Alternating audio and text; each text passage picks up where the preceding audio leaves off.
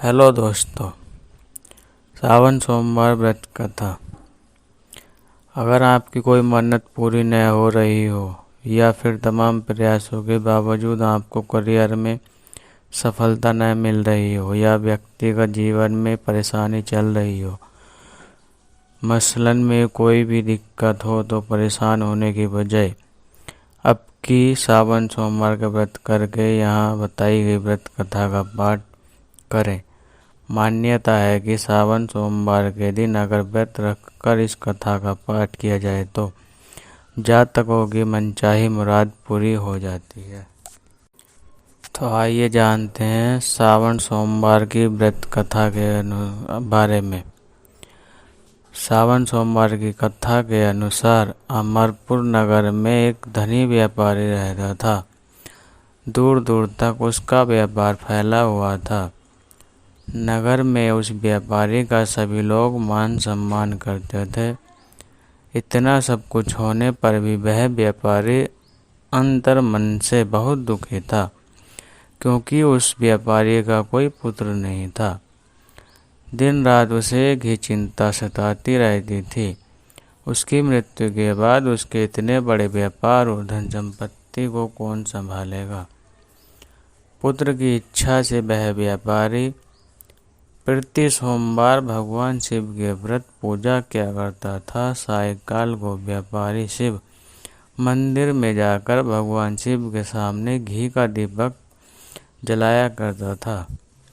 उस व्यापारी की भक्ति देखकर एक दिन पार्वती ने भगवान शिव से कहा, हे प्राणनाथ, यह व्यापारी आपका सच्चा भक्त है।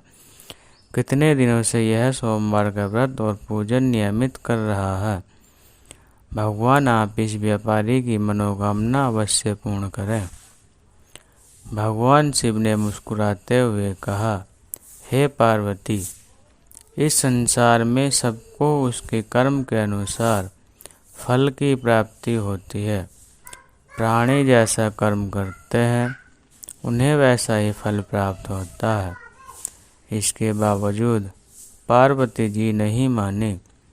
उन्होंने आग्रह करते हुए कहा, नहीं प्राणनाथ, आपको इस व्यापारी की इच्छा पूरी करनी ही पड़ेगी। यह आपका अनन्य भक्त है।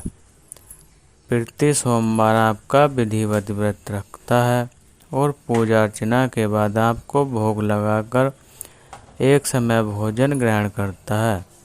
आपको इसे पुत्र प्राप्ति का वरदान देना ही होगा।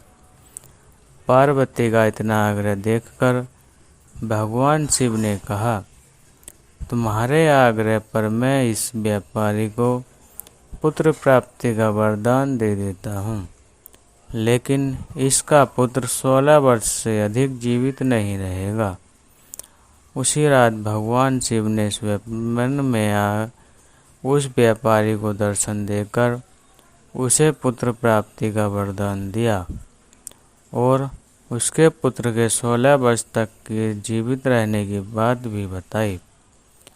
भगवान के वरदान से व्यापारी को खुशी तो हुई, लेकिन पुत्र की अल्पायु की चिंता ने उस खुशी को नष्ट कर दिया। व्यापारी पहले की तरह सोमवार का विधि व्रत करता रहा। कुछ महीने पश्चात उसके घर में अति सुंदर पुत्र उत्पन्न हुआ। पुत्र जन्म से व्यापारी के घर में खुशियां भर गई। बहुत धूमधाम से पुत्र जन्म समारोह मनाया गया। व्यापारी को पुत्र जन्म की अधिक खुशी नहीं हुई, क्योंकि उसे पुत्र की अल्प आयु के रहस्य का पता था। यह रहस्य घर में किसी को नहीं मालूम था। विद्वान ब्राह्मणों ने उस पुत्र का नाम अमर रखा। जब अमर 12 वर्ष का हुआ तो शिक्षा के लिए उसे वाराणसी भेज दिया। व्यापारी ने अमर के मामा दीपचंद को बुलाया और कहा कि अमर को शिक्षा प्राप्त करने के लिए वाराणसी छोड़ आओ। अमर अपने मामा के साथ शिक्षा प्राप्त करने के लिए चल दिया। रास्ते में जहाँ भी अमर और दीपचंद रात्रि विश्राम के लिए ठहरते, वहीं यज्ञ करते और ब्राह्मणों को भोजन कराते। लंबी यात्रा के बाद अमर और दीपचंद एक नगर में पहुँचे। उस नगर के राजा की कन्या के विवाह की खुशी में पूरे नगर को सजाया गया था।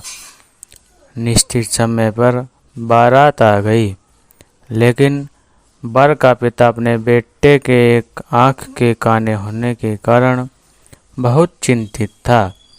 उसे इस बात का भय सता रहा था कि राजा को इस बात का पता चलने पर कहीं वह विवाह से इनकार न कर दे, इससे उसकी बदनामी होगी। वर के पिता ने अमर को देखा तो उसके मस्तिष्क में एक विचार आया। उसने सोचा, क्यों न इस लड़के को दूल्हा बनाकर राजकुमारी से विवाह करा दूं। विवाह के बाद इसको धन देकर विदा कर दूंगा और राजकुमारी को अपने नगर में ले जाऊंगा। वर के पिता ने इसी संबंध में अमर और दीपचंद से बात की। दीपचंद ने धन मिलने के लालच में वर के पिता की बात स्वीकार कर ली। अमर को दूल्हे के वस्त्र पहनाकर राजकुमारी चंद्रा से विवाह करा दिया गया। राजा ने बहुत सा धन देकर राजकुमारी को विदा किया। अमर जब लौट रहा था तो सच नहीं छिपा सका और उसने राजकुमारी की ओढ़नी पर लिख दिया, राजकुमारी चंद्रिका, तुम्हारा विवाह तो मेरे साथ हुआ था। मैं तो वाराणसी में शिक्षा प्राप्त करने जा रहा हूँ। अब तुम्हें जिस नवयुवक की पत्नी बनना पड़ेगा वह कान्हा है। जब राजकुमारी ने अपनी ओढ़नी पर लिखा हुआ पढ़ा तो उसने कान्हे के साथ जाने से इनकार कर दिया। राजा ने सब बातें जानकर राजकुमारी को महल में रख लिया। उधर अमर अपने मामा दीपचंद के साथ वाराणसी पहुंच गया। अमर ने गुरुकुल में पढ़ना शुरू कर दिया। जब अमर की आयु 16 वर्ष पूरी हुई तो उसने एक यज्ञ किया। यज्ञ की समाप्ति पर ब्राह्मणों को भोजन कराया और खूब अन्न वस्त्र दान किए। रात को अमर अपने शयन कक्ष में सो गया। शिव के वरदान के अनुसार शयनावस्था में ही अमर के प्राण पखेरु उड़ गए। सूर्योदय पर मामा अमर को मृत देखकर रोने पीटने लगा। आसपास के लोग भी एकत्र होकर दुख प्रकट करने लगे। मामा के रोने विलाप करने के स्वर समीप से गुजरते हुए भगवान शिव और माता पार्वती ने भी सुने। पार्वती जी ने भगवान से कहा, प्राणनाथ, मुझसे इसके रोने के स्वर सहन नहीं हो रहे हैं। आप इस व्यक्ति का कष्ट अवश्य दूर करें। भगवान शिव ने पार्वती जी के साथ अदृश्य रूप में समीप जाकर अमर को देखा तो पार्वती जी से बोले, हे पार्वती, यह तो उसी व्यापारी का पुत्र है। मैंने इसे 16 वर्ष की आयु का वरदान दिया था। इसकी आयु तो पूरी हो गई। पार्वती जी ने फिर भगवान से निवेदन किया, हे प्राणनाथ, आप इस लड़के को जीवित करें, नहीं तो इसके माता पिता पुत्र की मृत्यु के कारण रो रो कर अपने प्राणों को त्याग कर देंगे। इस लड़के का पिता तो आपका परम भक्त है। वर्षों से सोमवार का व्रत करते हुए आपको भोग लगा रहा है। पार्वती के आग्रह करने पर भगवान शिव ने उस लड़के को जीवित होने का वरदान दिया और कुछ ही पल में वह जीवित होकर उठ बैठा। शिक्षा समाप्त करके अमर मामा के साथ अपने नगर की ओर चल दिया। दोनों चलते हुए उसी नगर में पहुँचे जहाँ अमर का विवाह हुआ था। उस नगर में भी अमर ने यज्ञ का आयोजन किया। समीप से गुजरते हुए नगर के राजा ने यज्ञ का आयोजन देखा। राजा ने अमर को तुरंत पहचान लिया। यज्ञ समाप्त होने पर राजा अमर और उसके मामा को महल में ले गए और कुछ दिन उन्हें महल में रखकर बहुत सा धन वस्त्र देकर राजकुमारी के साथ विदा किया। रास्ते में सुरक्षा के लिए राजा ने बहुत से सैनिकों को भी साथ भेजा। दीपचंद ने नगर में पहुंचते ही एक दूत को घर भेजकर अपने आगमन की सूचना भेजी। अपने बेटे अमर के जीवित वापस लौटने की सूचना से व्यापारी बहुत प्रसन्न हुआ। व्यापारी ने अपनी पत्नी के साथ स्वयं को एक कमरे में बंद कर रखा था। भूखे प्यासे रहकर भी व्यापारी और उसकी पत्नी बेटे की प्रतीक्षा कर रहे थे। उन्होंने प्रतिज्ञा कर रखी थी कि यदि उन्हें अपने बेटे की मृत्यु का समाचार मिला तो दोनों अपने प्राण त्याग देंगे। व्यापारी अपनी पत्नी और मित्रों के साथ नगर के द्वार पर पहुंचा। अपने बेटे के विवाह का समाचार सुनकर पुत्रवधू राजकुमारी चंद्रिका को देखकर उसकी खुशी का ठिकाना न रहा।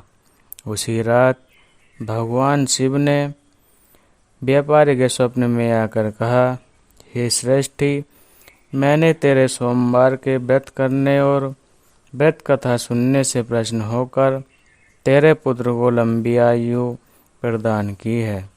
व्यापारी बहुत प्रसन्न हुआ। सोमवार का व्रत करने से व्यापारी के घर में खुशियाँ लौट आई।